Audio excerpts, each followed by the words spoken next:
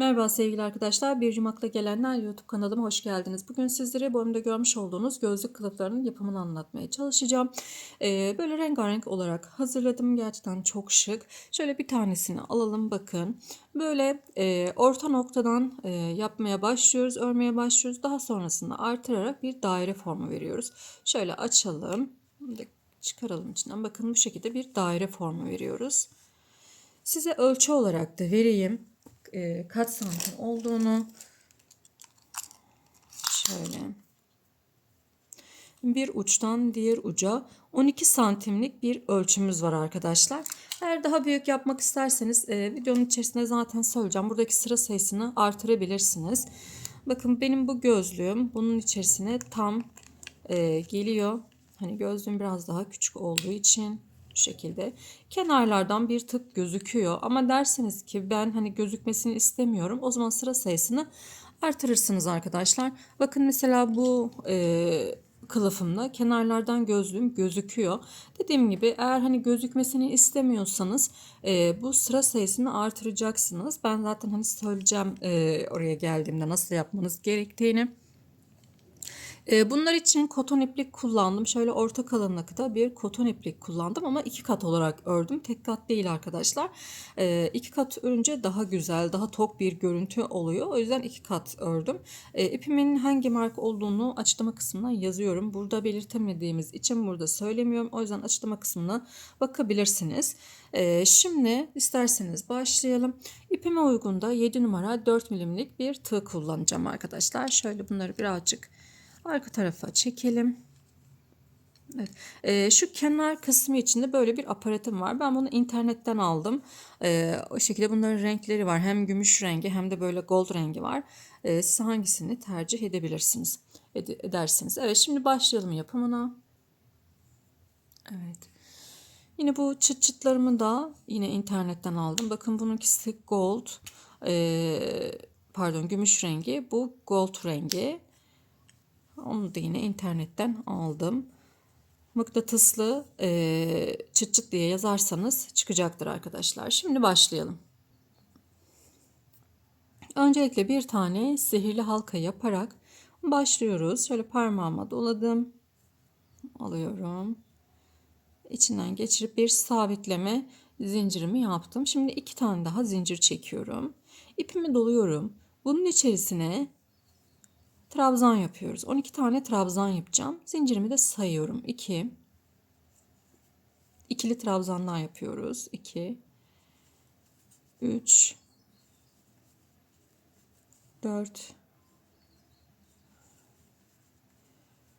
5, 6,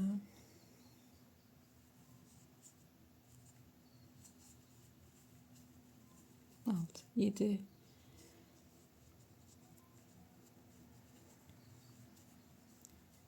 8, 9, 10.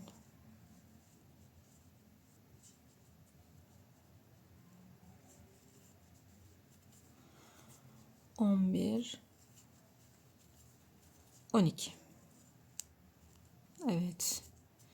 12 tane trabzanımızı yaptık. Şimdi bu 3 tane burada zincir çekmiştik. Bu zincirimizin hemen tepe noktasıyla birleşimimizi yapıyoruz. İlk sıramız tamam. Şimdi bir iki zincir çekiyorum. İsterseniz 3 tane zincir çekebilirsiniz. Şimdi burada bakın. Hemen dip kısmına buraya 2 tane trabzan yapacağım. Bakın birinci trabzanımı yaptım. Daha sonrasında ikinci trabzanımı da yapıyorum. Burada zincirim hariç 2 tane trabzanım oldu. Şimdi ipimi doluyorum. Yandakine de yine 2 tane trabzan yapıyorum. Yine 2 trabzan. Burada her bir ilmeğimin üzerine ikişer tane trabzan yapacağız.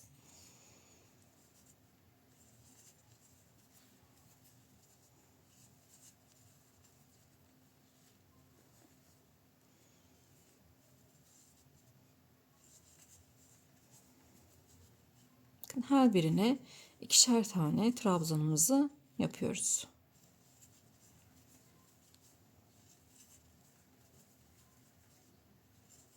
ikili trabzanlar yapıyorum.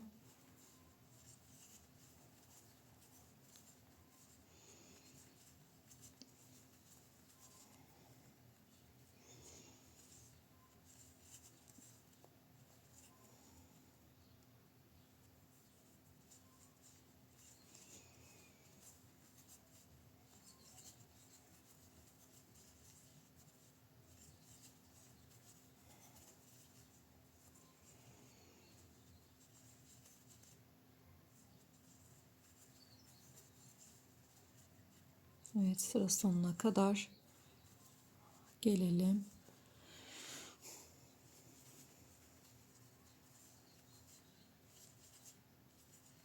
Şimdi sıra sonuna kadar geldim. Burada sondaki ilmeğime de bir tane daha trabzanımı yapıyorum. Bakın burada zincirimle birlikte 2 tane trabzanım olmuş oldu. Batıyorum. Zincirimin hemen tepe noktasına batıyorum ve kaydırıyorum. Yine burada da aynı yerde 2 tane trabzanımız olmuş oldu.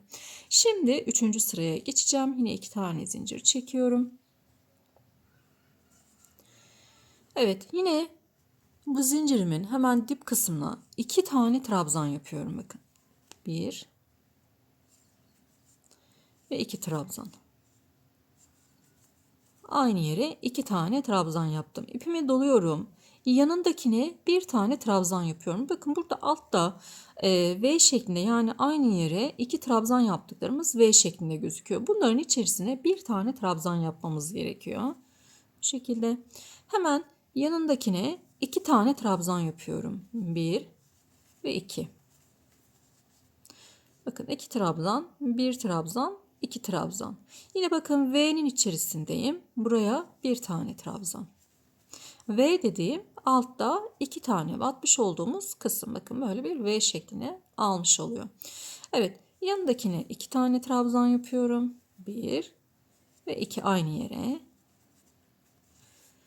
Evet. 2 kat olunca biraz hani masada örünce de biraz zorlaşıyoruz. Evet, şimdi tekrar bakıyorum, bir tane, 2 tane yapmışım. Şimdi yanındakine bir tane trabzan yapıyorum. Yanındakine 2 tane trabzan yapıyorum. Bir tek, bir çift şeklinde sıramızı gidiyoruz. Tek, çift. Tek, tek, yani bir tane. Yanındakine de 2 tane. Şimdi sıra sonuna kadar bu şekilde gelelim arkadaşlar. Evet, şimdi bakın şurada son ilmeğime geldim. Burada en son ne yaptık? Tek trabzan yaptık. Şimdi buraya 2 tane trabzanımı yapıyorum. 1, 2. Sondaki ilmeğime batmıyorum. Çünkü bakın 2 trabzan, buradaki zincirimde 1 trabzan şeklinde olmuş olacak. Şimdi hemen zincirimin tepe noktasıyla birleştirme yapmış oldum. Şöyle bakın, 2 trabzan, 1 trabzan, 2 trabzan, 1 trabzan şeklinde devam ediyor. Evet, şimdi son sıradayım. 2 zincir çekiyorum. Şimdi geliyoruz. Şöyle birazcık esnetin elinizde. Şimdi yine bakın dip kısmına 2 tane trabzan yapacağım. 1 ve 2 aynı yere. İpimi doluyorum. Şimdi yandakine, bakın yandakine yine bir V şeklinde altta 2 tane trabzan yapmış olduğumuz yer. Buraya bir tane trabzan yapıyorum. 1. Yanındaki ilmeğime yine bir tane trabzan yapıyorum. Yani bir çift, 2 tek yapmış oluyoruz. İpimi doluyorum ve bir tane aynı yere 2 tane trabzan yapıyorum. Bakın yanındakine aynı yere 2 tane trabzan yapıyorum. Yani bir tane çift yapmış olduk. Şimdi devam ediyorum yine. Yan yana 2 tane tekli olarak yapacağım. Yanındakine yine 2 tane tek.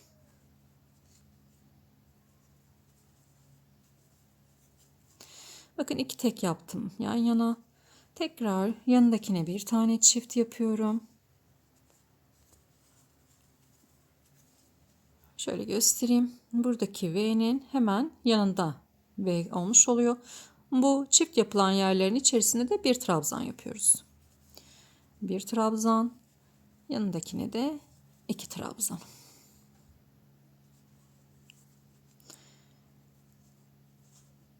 Evet, ikinci trabzanım. Şimdi çift batacağım. 2 tane tek yaptım. Şimdi çift trabzan yapıyorum. Yani aynı yere 2 trabzan yapıyorum. Yanındakine bir tane trabzan. Onun yanındakine de yine ikinci trabzanımı yaptım. Daha sonrasında şöyle çift trabzan yapıyorum. Aynı yere 2 trabzan.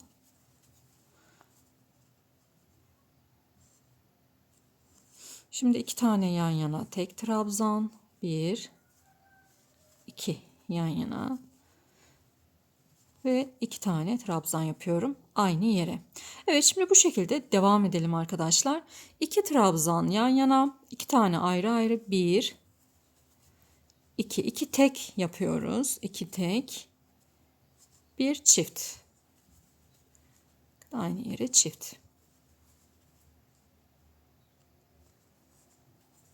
Evet, sıra sonuna kadar 2 tek, bir çift olarak ilerleyelim. Sıra sonuna kadar geldim. Burada son bir tane ilmeğim kaldı. Buraya da bir tane tek yapıyorum. İkinci tekimde burada 2 tane zincir çekmiş olduğumuz kısım vardı ya başlarken arkadaşlar. İkinci tek de o. Yine birleşimimizi yapıyoruz bunun tepe noktasıyla. Bakın burada 2 tane tek olmuş oldu. Yanındaki de çift. Evet, şimdi şöyle göstereyim, bakın benim için yeterli bir ölçü. Ee, Yani dediğim gibi ben hani gözlüklerimi bu şekilde birazcık kenarlardan gözükecek şekilde sevdiğim için burada bırakıyorum. Ama eğer siz derseniz ki ben bu gözlüklerim içinde gözüksün istemiyorum, daha büyük olsun istiyorum, benim için ölçü küçük oldu derseniz devam edeceksiniz. Bunda nasıl yapacaksınız arkadaşlar? Şöyle göstereyim, bakın hemen. Yine 2 tane zincir çekiyorum. Yine dip kısmına 2 tane trabzan yapacağım. Şöyle gösterelim, küçük. Çok az ileri gidip. Evet, 2 trabzan yapacağım. Yan yana da 3 tane tek trabzan yapacağım. Buraya tek trabzan, tek trabzan, tek trabzan ve dördüncüye yine 2 trabzan. 3 tane yan yana tek trabzan, bir tane çift trabzan aynı yere. Ve dikkat edeceksiniz, yine altta çift yapmış olduğumuz bu V şeklinde gözüken yerlerin içerisine tek gelecek arkadaşlar. Ona dikkat edeceğiz. Şimdi söküyorum bu kısmı. Evet. Kenar kısmına gideceğiz. Şu kısmına gideceğiz. Ters sık iğne yapacağız burada. Şimdi ters sık iğne yapmamız için de şöyle, hiç zincir çekmedim bakın. Şunu da birazcık açayım. Çok zorladı beni bu sefer. Evet. Şimdi bakın, zincir çekmiyorum. Bu tarafa doğru gideceğiz. Yani hani normalde bu tarafa örüyoruz. Şimdi bu tarafa doğru gideceğiz. Hafifçe uzattım ilmeğimi. Şimdi bakın, yandaki ilmeğime takıyorum tığımı. Gözüküyordur inşallah. Takıyorum tığımı. Buradan ilmeğimi alıyorum. Ve tığımdaki ilmeğin altından çıkarıyorum bakın. Tekrar gösterelim. Hafif uzattım. Geliyorum, sıradaki ilmeğimden geçtim. Buradan şu şekilde alıyorum ilmeğimi ve geçiriyorum. Yani tığımdaki ilmeğim bakın şu arka tarafta kalacak. Tekrarlayalım. Hafif uzatıyorum. Geldim. İlmeğimden çıktım. Buradaki parmağımdaki ipi alıyorum. İçinden çıkarıyorum. Tığımdaki ilmeğim ikinci sırada kalmış olacak. Çok sıkı da örmeyin arkadaşlar. Bakın şöyle tığımdaki ilmeğim, bakın tekrar gösteriyorum. Aldım. Tığımdaki ilmeğim bu. Altından geçiriyorum. Bakın bu şekilde. Biraz zorlanabilirsiniz. Ben de ilk bunu öğrendiğimde birazcık zorlanmıştım arkadaşlar. Ama sonra eliniz alınca çok kolay bir şekilde yapabilirsiniz. Birazcık pratik yapmak gerekiyor. Evet. Bunlar ayrıldılar. Evet, şimdi tekrar yapıyorum.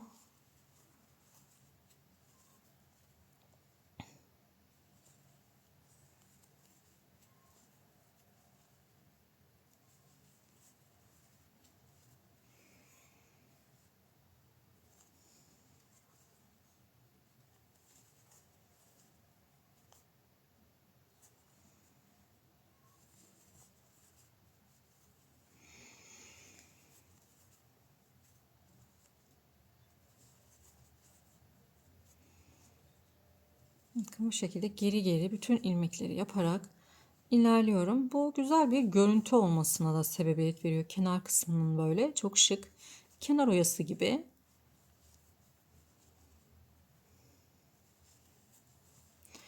Evet, sıra sonuna kadar bu şekilde gelelim arkadaşlar. Evet, bakın sıra sonuna kadar geldim. En son şurada başlamış olduğumuz noktaya da bir tane yapıyorum. Ayrıklık olmasın diye.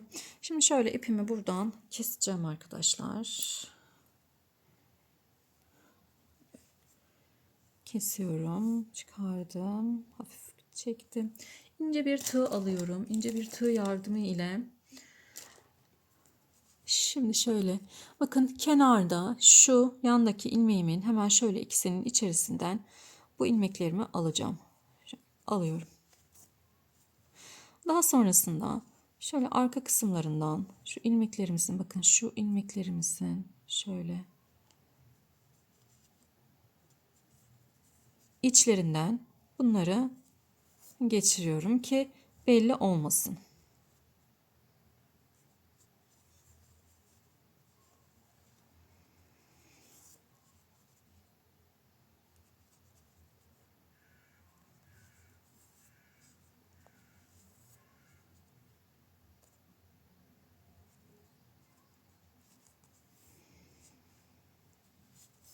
Evet.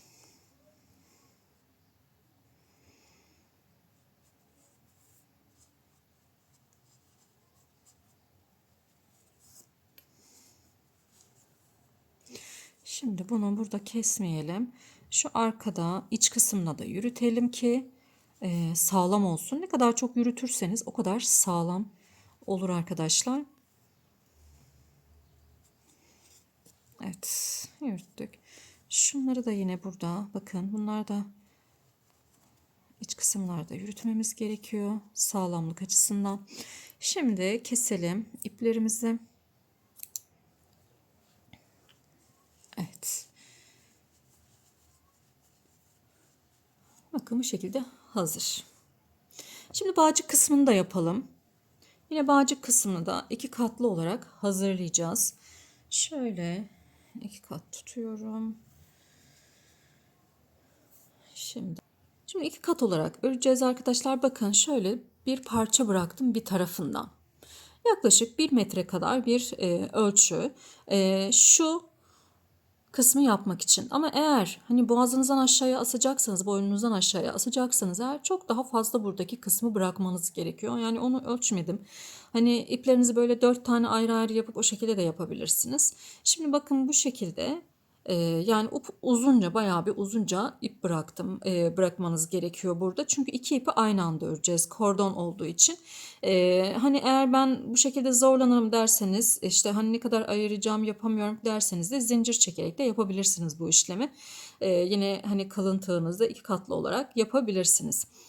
Şimdi ben 1 metre kadar bir ip bıraktım. Boğazınızdan aşağı takmak için boynunuzdan aşağıya yani 2 metre 3 metrelik bir ip bırakmanız yeterli olur diye düşünüyorum herhalde. Hani aşağı yukarı. Şimdi alıyorum öncelikle şöyle bir zincirimi çektim. Bakın bu altta uzun bırakmış olduğumuz ipimiz, parmağımdaki de ana ipimiz. Şimdi öncelikle şu alttaki ipimi bakın böyle tutuyorum ve bunu tığımın üzerinden attım. Bakın tığımın üzerinden attım. Daha sonra elimle bu şekilde tutup parmağıma doladığımdan ilmek alıyorum ve içinden çıkarıyorum.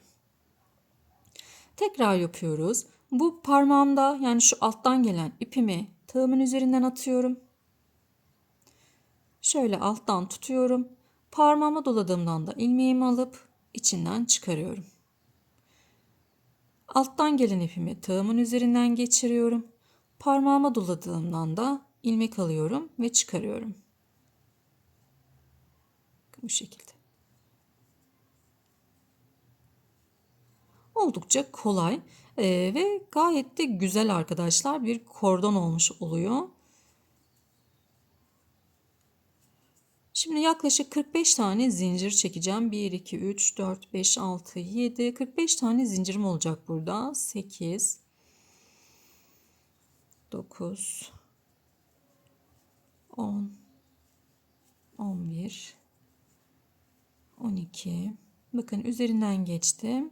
İlmek aldım. 13.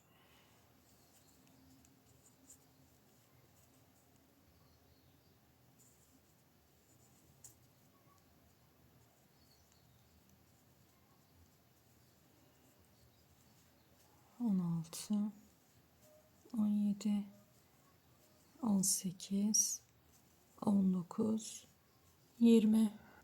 Evet, 45 tane zincirimi çektim. Şimdi şöyle düzlüyorum ve başlamış olduğumuz noktadan birleşim yapacağız arkadaşlar. Bakın şöyle batıyorum.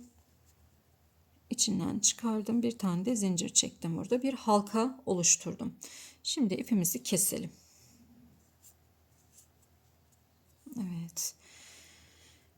Bu iplerimizi de şöyle ters tarafında yine tığımızın ince tığ yardımıyla alıyorum. Şöyle içinden bakın geçireceğim.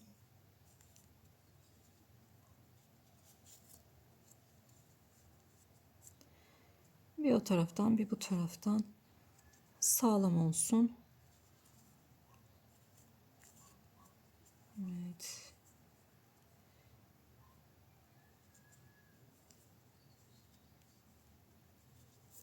Tamam. Bu burada. Şimdi bunu yapalım. Bu da yine aynı şekilde bunların içerisinde kaybedeceğiz ilmeklerimizi. Sağlam olması için bir düz taraftan yapıyorum, bir diğer taraftan yapıyorum. Bakın buradan yaptım. Döndürüyorum. Buradan alıyorum tekrar. Bu tarafa bu sefer. Evet. Tamam. Şimdi bunların ikisini de keselim burada. Tamamdır. Evet, kordonumuz da hazır. Zaten bu birleşim yeri bu kısma geleceği için çok belli olmayacak. Şimdi çıt çıtlarımızı dikeceğiz arkadaşlar. Şimdi çıt çıtlarımı alayım. Ben böyle bir gümüş rengi bu sefer kullanacağım yine bunda da. Elimde fazla gold olmadığı için bu renk kullanacağım arkadaşlar. Yoksa sizin hani bu kısımda takım halinde yapabilirsiniz. Daha güzel olur. Evet, şimdi bunu bu kısma dikeceğiz şu şekilde. Bakın nasıl dikeceğiz. Bu geçmeli olarak satılan mıknatıslar var. O geçmeli mıknatıslardan da alabilirsiniz istiyorsanız. Yani hani hiç dikmeyle uğraşmazsınız. Bunlar mıknatıslı daha çok hoşuma gitti. Daha kullanışlı. Hani biraz dikerken uğraşacağız ama. Evet, şimdi bir düğüm atayım ipime.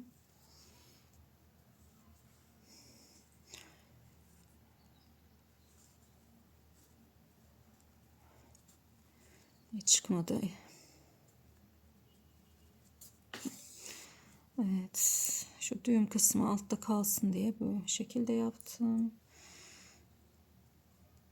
Bakın şu kulak kısımları var. Oralardan iğnelerimiz geçiyor arkadaşlar. Şöyle bir arkaya isterseniz yapın.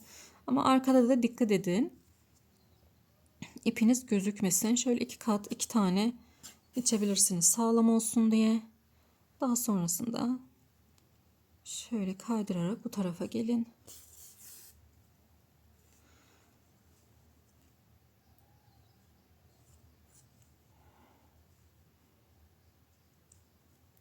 Şöyle düz bir şekilde olması gerekiyor. Böyle. Evet. De şöyle.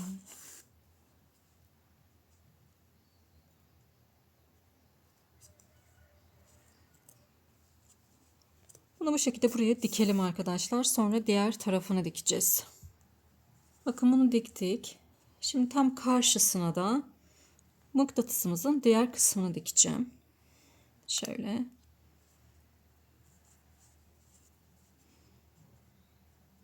Bakın. Evet.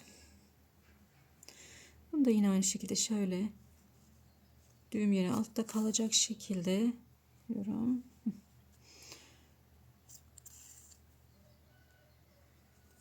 Yine bu kulak kısımlarından dikiyoruz arkadaşlar. Kulak kısımlarından.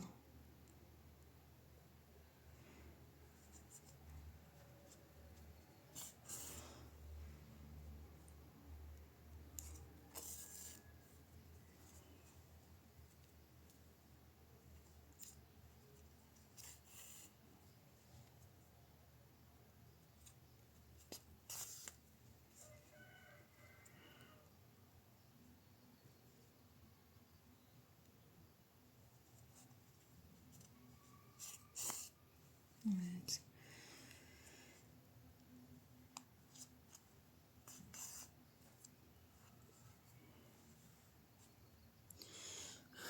En sonunda şöyle ilmeklerin aralarından, hani diktikten sonra ilmeklerin aralarından iplerinizi şöyle geçirin arkadaşlar. Sağlam olsun. Her zaman buna dikkat edin. Evet. Yine bunu da keselim. Tamam. Bu kısım hazır. Evet. Şimdi amblemimizi takalım. Eğer elinizde böyle etiketiniz yoksa arkadaşlar takmayabilirsiniz. Bu şekilde de bırakabilirsiniz. Hiçbir sorun yok. Böyle handmade yazıları, etiketler oluyor. Onlardan da olabilir veya hiçbir şey takmayın arkadaşlar. İlla takmak zorunluluğunuz yok ama böyle daha hoşuma gittiği için ben takıyorum. Bu şekilde bırakabilirsiniz. Ben şimdi bunu da dikeceğim. Sonra geleceğim. Evet, diktik. Bunu da buraya. Şimdi kenar kısmını yapacağız. Bakın şöyle bir aparatım var. Şu kısmı açılıyor. Böyle bastırdığınızda açılıyor. Şimdi bunu buradan takacağız. Tam orta noktasına denk getireceğiz. Şöyle. Yani inşallah takabileceğim. Birazcık zorluyor çünkü takmakta. Evet, tamamdır. Bunu buraya taktık. Daha sonrasında şu kısmı bakın şöyle yapıyorum. İçinden geçiriyorum. Bu birleştirme yeri altta kalacak şekilde yapalım arkadaşlar. Bakın birleştirdim. Geçirdim şu şekilde. Şimdi buradaki şöyle göstereyim. Buradaki ipimi alıyorum. Bunun içinden geçiriyorum. Ve çekiyorum. Evet.